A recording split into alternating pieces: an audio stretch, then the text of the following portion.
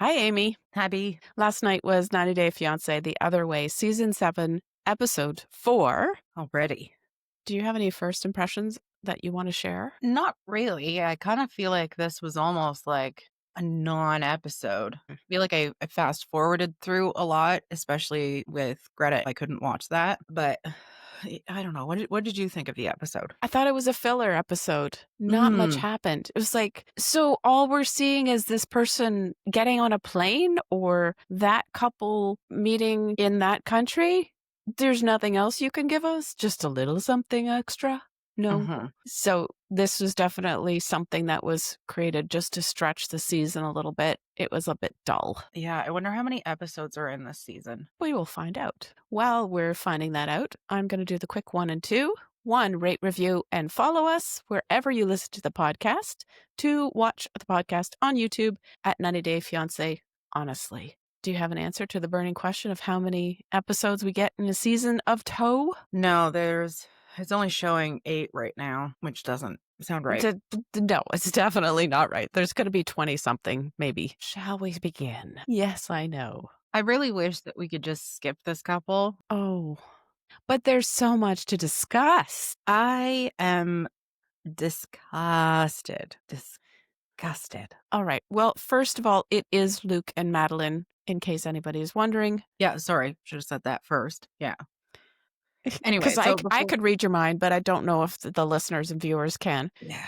Okay, so before we get to the disgusting part, we find out that they haven't spoken, Mm-hmm.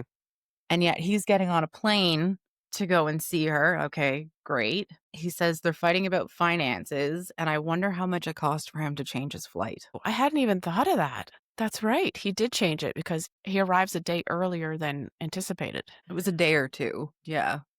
Well, yeah, And he said a day or two or a couple of days in last week's episode. And at the beginning of this one, he said a couple of days. And then when he arrived, he said, I'm here a day early. I was like, what? Why do you try to stretch this out? Why don't just tell us the truth? Why do guys have to do this? Oh, I'm 6'5". Actually, no, you're only 6 foot. It's along those lines. again with the numbers, he doesn't seem to be very good with them, despite apparently having an MBA. Um Yeah, so how much did that flight cost? How much were those flowers? Probably, like, completely and utterly inconsequential, but he needed Yeah. to do some grand gesture other than just showing up, but oh god. Anyway, Hmm. so she's doing her mom's nails. She was telling us about the history of their relationship and how she really wasn't around because she was working so much and whatever. I'm very happy that her and her mom have, a decent relationship now. Her mom's name is Sandra, Hmm. and she's excited about the wedding. Okay, that's great. Did you notice that Madeleine has fixed her signage? No, I didn't notice. It now says made beauty, not the other way. It was completely incorrect. So the AEU, whatever it was. TY. Yeah. You? Yes. The exterior sign was fixed. I was trying to see on the inside of the shop if it was fixed as well. I would imagine that she has done that. But I'm not exactly sure. She talks about how she's been in business now for a year and a half. So that's good that her business is still going after that much time. She talks about making 4,400 or thereabouts dollars last month. Sounds really good, especially when you consider how far a dollar goes in Colombia as opposed to anywhere else. But also, she didn't specify if that was profit or gross. So if she's making all of that profit, that's phenomenal. And then they show the wall of diplomas that she's showing off to her mom, which was cute. Did you notice what any of those diplomas were for? No, I didn't see them. What were they? Okay, so the two that they focused on, one was a 48-hour makeup course, and the other one was for a class in acrylic nails. So it's all of her beauty business certifications. I don't know. I shouldn't judge. I just found it funny that all of these diplomas and certificates are hanging on the wall immediately inside the shop. And she shows them off to her mom and the camera. Whatever. I mean, I can't judge, but I mean, this is my home office. So I don't know if you can actually see this on the video, but like I have Yeah. my diplomas up on the wall and I've got another one behind me. And to me, it's a really nice way to kind of nest and to, appreciate my own accomplishments, especially when I'm not feeling so great about myself. But with her, I think it's more bragging. Though I also think it's important that she shows that she has the certificates to be able to perform the services that she's providing, but there were a ton of them. Mhm. There must have been, what, like 8 or 9? Like, there were a bunch, and More than that. they were not straight. They were not straight.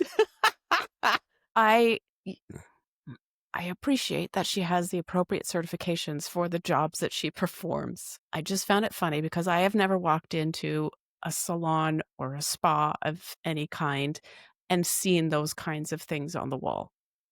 Generally, you take it for granted that the person that is performing the service is in fact qualified. You would have to assume that in order to get the job that they had to be qualified. I think, now that you mention it, I think every time that I've gone into a salon, it's just been the business license Yeah. and the fact that they're in good standing that's on the wall. And, sometimes there's the accolades, beauty business 2025, Right. something Right. like that. But Yeah. her actual personal accolades is interesting. I know we're dwelling on this, but just one more thing because it's got me thinking today. So I went online and I looked at her online presence, her Google reviews, which have been in place since I think 2023. There are only 5 of them, and they are all from 11 months ago or more, except for one. I think the most recent one was like 2 months ago. Somebody from 90 Day went there. And they were all positive reviews except for one, which was a 1 star. But I'm also a little bit suspicious of that there's only 5 reviews in a year and a half. And yet she's making $4,400 a month. Is that $4,400 or is it Dollars. She okay? gave us she said the number in Colombian, whatever it is, and then they translated it on screen to just about 4,400 US. Okay, Okay. we're really belaboring the point. Let's keep going. Okay, anyway. The Yes. stupid fake out scene where she pretends not to be happy when Luke arrives, but then she does her standard jump into his arms and wrap her legs around him. Yeah, Of why does she do course. that? We knew. Yeah. Saw that coming. She says that she blocked him because she didn't have time to fight with him, Yes. which I found stupid. Why not have a conversation as opposed to just blocking? You're supposed to be getting married in a short period of time. Mhm. And instead of actually talking through your problems, which are financially based, you block him. Yes. Well, maybe she was finding it very distracting to have these conversations via text with Luke where they were mostly arguing about money when she's trying to run her business and figure out their wedding plans at the same time. Plus, Yeah. she knew he was about to arrive, so perhaps it was just easier for her to stop the text conversation and wait for him to get there. There's a lot of trust issues with this couple, Mhm. but I think that that shows a lot of trust on her end for him that he's actually gonna show up. Like, instead of Yes. taking that blocking as like, "Oh my god, I think we're done," like, "No, I'm gonna get on a plane and I'm gonna be there." What choice does he have? He's invested all of his remaining money in this property outside of Medellin. Plus, probably all of his stuff is already down there. If he He, could even afford to ship his stuff. yeah. Uh, anyway, I don't see that he has a choice in going or not going. He has to go. That's he's quit his job. Good for him. Oh, Hmm. yeah. But did you catch that he said that Madeleine was meeting her wedding planner? Where he Yes. said Madeleine's wedding planner? I'm Madeleine's like, "Okay, wedding. so this is her wedding," and she keeps saying, "The wedding of my dreams." Did he have any input in any of this at all, or is he just paying for the whole thing? He's just footing the bill. For the whole thing. I think so. I know he had a huge part to do in the proposal. That was all him with the helicopter and all of that garbage. So maybe this is her chance to shine. Mm. I don't know. She keeps going on about, how good she is with the numbers, and yet somehow they end up over budget. Oh. Okay, well, first, may I please call your attention to Madeleine's very, very famous and quite astonishing ability to roll her eyes into the back of her head? Because As soon as they'd gotten done with their pretend excitement, not excitement scene, and he sat down in front of her and they were talking about money, whoop, went the eyes into the top of her skull. She does it better than anybody else I've ever seen. So kudos to you, Madeleine. That's Yeah, really a it's the special skill.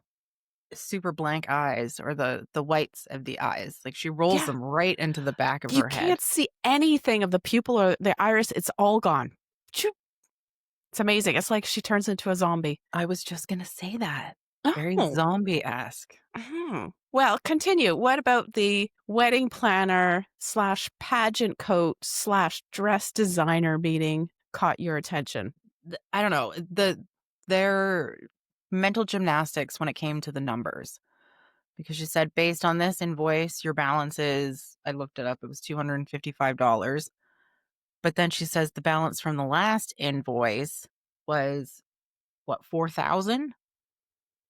So is it Yes, 4,000 4,000. over budget Yes, in total? that's the impression I got. They Okay. started with a $12,000 budget and they are now 4,000 over. So if he doesn't pay that, everything disappears, which makes no sense to me at all. Yeah. Seems overly dramatic.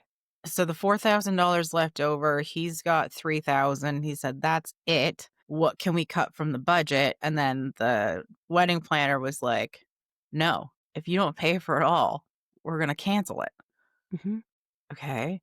And then the disgusting part, Oh my God. Madeleine somehow comes out with like a jar of what I think was Nutella, Nutella. and she starts eating it with her finger with her gigantic nails. And just watching Niles. Niles and just watching her eat that was so distracting, and the whole time I was like, "You couldn't grab a spoon? You're at your place." Yes, well, this is where we see Madeline's true age, Yeah. because only a kid does this. Grabs the jar, sticks their finger in it, finger into mouth. No concept of making sure that it's clean or sanitary, or if other people want to have some, that they also don't get your saliva and your finger juice in their Oh. spoonful of Nutella. Are your fingers juicy? What's finger juice? I have to do a separate show on finger juice. I mean, I can't judge if she loves Nutella because I also have an obsession with Nutella, though Yes, even as a teenager, I would grab some sort of utensil so that I could yes, clean it out, specifically a yes. spatula, because you can get into the little crevices and you can get all the things. And I know I'm finishing off the jar so I could eat it out of the jar. But for her to use her fingers was just, Child, it's a child behavior. yeah.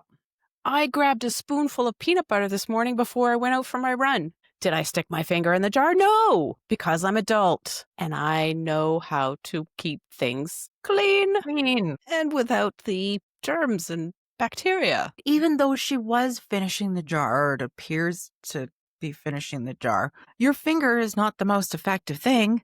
No. And the Nutella is gonna get under your nails. Hmm. How are you gonna clean that? And I don't even wanna go further from there because the idea of it is just so revolting. Absolutely. You and I have had this discussion many times, and I'm not going to go there again, but the mind boggles at what can be under those fingernails, and she is eating off of that thing. And, Yeah. the amount of times that I clean my nails per day, because, I mean, I guess you can't really see them, but, I mean, they're not short, but, like, because she has the fake nails on top of it, like, there's just so many crevices to get okay, anyway, can we move on, please? Yes, let's move on. But before we move to the next couple, the gist of this scene is the money and who is mismanaging it. Is it Madeleine? Is it Luke? Is it even the wedding coordinator planner? Mhm. I don't think we're going to get an answer. I think we're just looking at a bunch of people who are all doing something that they are out of their depth in doing. Yes. And the end result is that Madeleine goes absolutely ballistic. She will not cut anything from her wedding. So Her I guess that wedding. her Nice wedding, I specification, guess yeah. that means that given the choice between cutting something in order to fit within this over budget, but by $3,000 as Luke would like it to be rather than 4,000 because he doesn't have four, between this choice and canceling the wedding because everything will get canceled if they don't pay, she chooses canceling. because she will Yeah. not cut. I mean, $1,000. What is that gonna look like? Like, we haven't seen the breakdown of this $16,000 wedding. So, like, what can you cut? Because he also said something about, like, her having a helicopter, which is only for her. She's gonna fly in on a helicopter. That's what she What? wants. Yeah, That's again, childlike behavior. I'm going to stamp my foot and have a tantrum until I get what I want, which is for you to spend every single last penny that you have or don't have, because we don't know if he actually has anything else other than this $3,000 that his dad gave him at the airport. So, mm, th- like, what is he supposed to do? Moving on yes. Okay, thank you. to another dramatic, over the top weeping queen, Okay. Manon and Anthony. Well, she starts off, she's still squeaking. Her voice is so high, and oh, this was driving me a little nuts. It was really too much for me. They're still just arrived, so yes, she's excited, but everything is said in this super, super high pitched, excited voice of a little girl. I found it grating. Then they get into the house, and the house is tiny. She wasn't wrong when she said that they were gonna be packed in like sardines. Like, the size of their room was so small. Apparently, they don't even have a closet. So are they gonna live out of their Seems like it. suitcases? And I think they had, like, 10 of them. So, like, Oh, where mhm. are all of them? Probably in the garage. Exactly. Yeah. It's doesn't look good at this point. The bed is so tiny. Anthony describes how they were all sleeping on it somehow, but he was at the foot of the bed lying sideways, and the baby was sleeping in the bed with them, and Manon mm, they need a better sleeping arrangement. This is And yet the terrible. kid has, like, that playpen Mhm. that he coulda slept in, and Yeah. yet they allowed him to sleep in the bed. I can understand, it's a new place. He may have been scared or anxious or whatever, and he's only, what, 2? So why not let him fall asleep with you and then put him in the thing, Mhm. and then perhaps the 2 of you could have gotten some sleep, because he said that Manon did not he thinks that Manon did not get any sleep at all. Like, isn't that perfect for an emotionally unstable woman who is filled with negativity to not get any sleep?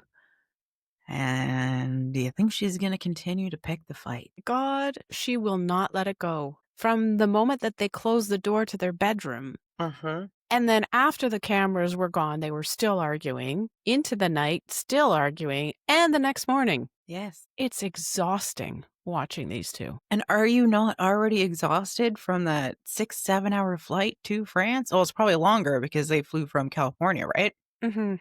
Yeah. A long flight, you're already exhausted. Can you not just appreciate that you're exhausted? That's probably exacerbating your emotional reactions. Sleep on it and then talk about it. Don't continue to pick the fight and to prod or to poke the bear. But I found that her invalidation was just so resounding. She had no accountability, no integrity, and then she jabs him right where it hurts and says, "Are we roommates? Am I just a donor?" Oh my lord. You can't have a mature discussion. You have to throw these little jabs at him knowing full well that that's gonna hurt him. Of She reminds course. me of an ex of mine who would just take those opportunities when they arose to be like, "Oh, yes, I know that you're insecure about this. Let me poke at it. Let me Yeah. poke at it." And that's what that reminded me of. It was I just like a truly, truly awful thing for her to say, and she really what is that word? Detrimentalizes everything. Everything is the That's not a worst. word. That's not a word. Detrimentalizing? Detrimental is a word. You can't turn it into a verb. I don't know about that. Uh, Anyway, I don't my autocorrect corrected it to decriminalizing, and that's not right. So, No, that's not the right word, but it is a word. you know what I'm trying to say. Yes, she does make everything so much bigger than Yeah. it is. She catastrophizes, she self-victimizes. Catastrophizing. Thank you. That was She the word. self-victimizes, she makes everything about her, her marriage, everything is about her, and Anthony is like a side character in this marriage. And everything is so negative. And Yes. I thought it was interesting when she said, I'd come home from work and I would say to Anthony, "What do you want me to do?" And that to me highlighted the fact that not only is he doing all of the childbearing, but now Caring. he's carrying the mental load. Why does he have to tell you what needs to be done? Why can't you just do it? You know, Yeah, the laundry needs to be changed, the dishes need to be done, vacuuming. I don't know. absolutely. This is the classic female domestic role that he's been taking on. And we hear all the time from wives complaining about their husbands saying, "Oh, I don't know what to do. You should make me a list or tell me what to do." Well, yes, you're putting Been all there. of that extra mental load on the woman now to sort out these tasks and hand them to you, assign them to you as if you were a child. So it was very interesting to see that role reversal and Yeah. for her to be taking on the helpless, like, oh, I don't know what to do. I've been working all day and this house stuff, I just don't understand it. Well, that just aggravates me so much. The victim mentality yet again. Yes, totally. And his patience is astounding. Mhm. But you can also see that he's part of that is him having been beaten down and berated, belittled so much that he just tucks his head down and lies low until the storm is past. You could see him shutting down. And I don't know if Mhm. that was just tiredness from the day and night of traveling, but Anthony definitely shut down during the evening. And then the next day, she's apologized, he's apologized. So there's been some reconciliation, and she's identified that yes, she does need to take the initiative and do stuff without having to ask like a little child, "Mommy, what do I do now?" And he's identified that he needs to show her more affection because she doesn't feel appreciated and loved as a wife. So fair enough. And I'm proud of Sure. them for identifying those issues and setting up solutions. Mhm. Whether or not they take on those actions and make good on their words, we'll have to see. But I think this is a good progression for the couple. I mean, I hope so. And but going back to your point about him shutting down, we saw that in the ride to, I think it was to the airport. She was berating him about, you know, him being the sole provider and what her being the cash cow or whatever you want to call her. I don't really care. And then he shuts down. He's like, you're right. I'm sorry. So we've already seen him fawning, Yes. and now we've seen it again. He's freezing. Yeah. He freezes. Yeah. Anyway, Mhm. I really hope that this couple gets better, especially from a viewer point of view, because Yeah. they're just boring. The concept of, them moving to France and, fixing their marriage is just so absurd. The way that they interact with each other, or at least the way that she interacts with him, is just, it's not enjoyable. I don't like it. I do appreciate the reconciliation that they have had. So I hope it continues, because otherwise this is going to get really old really quickly. Shall we read on? Hmm. Going back to Chloe and Jonathan.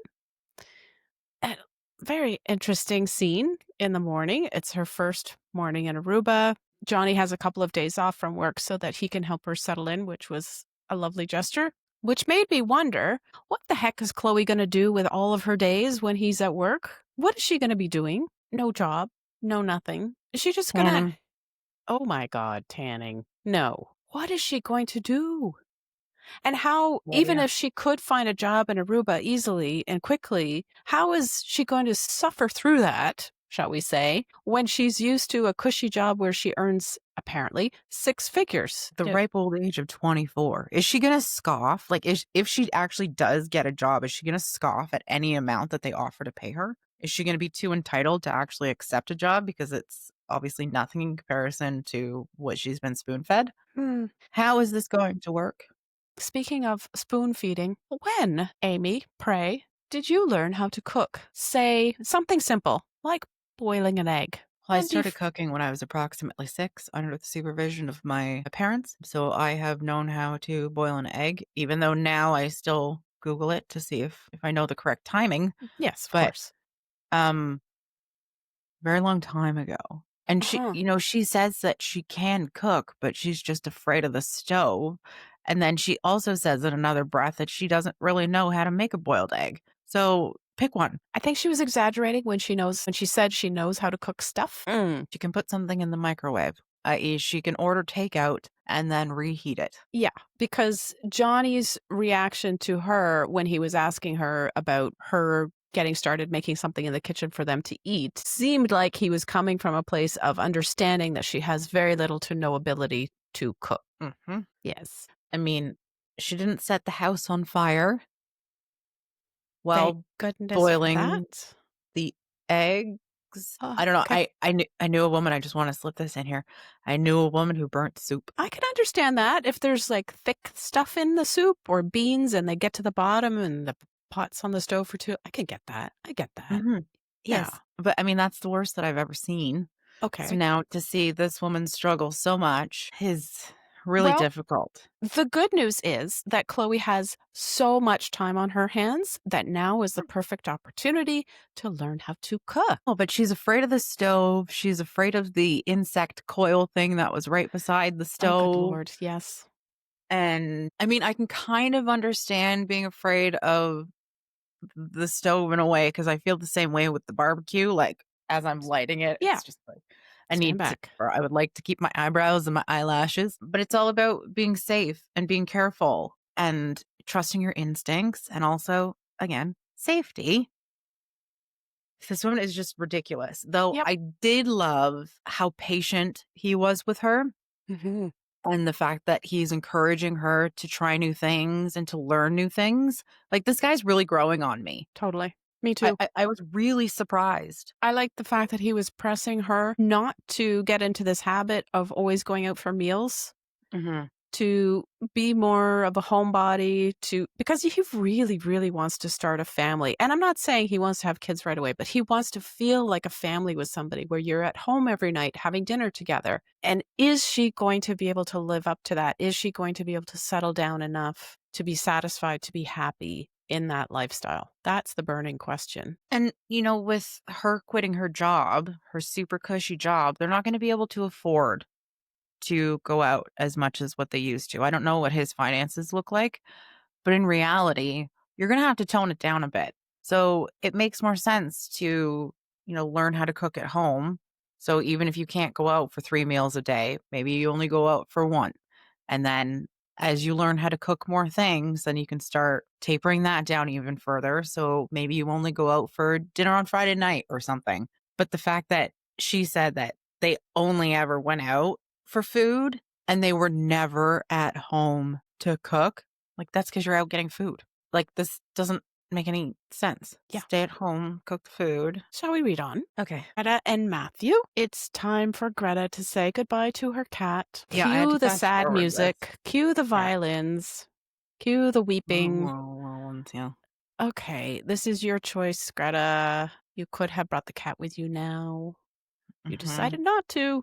You could have waited until Matt got an apartment and then you could have Exactly. just moved together. But instead, you are shipping Hazel off with your friends. But then again, she contradicts herself and she says that, she can't wait until her and Matt get an apartment so she can be reunited with Hazel. Okay, so are you rehoming the cat? Is this temporary? Are you still planning on bringing the cat over? Yes. Like, she's all over the map with this one. But did you notice that when they were talking, I think it was in the living room, the gentleman had paperwork. Hmm? What kind of Yeah, paperwork? I don't know. They didn't show us the paperwork, so I wondered what that was. Well, maybe he just was holding the cat's vet records. Oh, it could be. Could be immunizations and Mhm. spaying and all that stuff. I thought it was pretty crystal clear in this episode. I didn't get confused at all. The cat is coming once they find their own place. I really hope that that's the case. Like, I love how much she loves her cats. Obviously, we love our cats. So the last thing that I would want would be for her to just abandon Mhm. poor sweet Hazel. But the two people who came to collect the cat, who are friends of Greta's, look like they're going to be excellent cat parents, temporary cat parents. They have so much care. They are really excited. They have all the right equipment. It just seems like this is a no-brainer. The cat is going to be totally fine for however much time it takes for Greta to get her own place with Matthew. Greta doesn't have to really worry. I understand that she's bereft at having to leave her cat behind for a while, but just I think if it was me, the knowledge that the cat was going to be so well cared for would put my mind and my heart at ease. Mhm. and Yeah, I agree. I would Yeah. be okay with it. They did seem like they were super eager to take her on. They were super loving, very thorough and also compassionate with Greta about, having to give up her cat for a period of time. Like Yeah. I can't imagine doing that. No. And then the last little bit is just us seeing Greta, who's flying off to the UK at last, which means, with any luck, next week we'll see her interacting with Matthew and his family in their little tiny house in the middle of nowhere. My last comment about this couple is Greta said, or when she was talking to the cab driver, she said that she wanted to get married. She wanted to move in together with Matt before they decided to get engaged or married. Thought Married. that was really smart. Oh, sorry, just married. Yeah, I think that's really smart because, we've seen a lot of couples that just dive in head first and then, oh my God, things don't align. So she seems to be fairly reasonable. Hopefully things go well for them. I think it's only a matter of time before we actually figure that out. But I'm eager to see what happens when she actually lands in England and they start living together. I really hope it works out for them. Yeah, me too. Is that your last comment, or is there anything else you'd like to share? No, that's it. Okay. Well, before we go, if you're enjoying the 90 Day Fiancé Honestly podcast, please subscribe to or give our show a follow. If you have an additional moment, please rate us and help other 90 Day fans to find our show. Thanks for listening. Thanks, everyone. See you next week.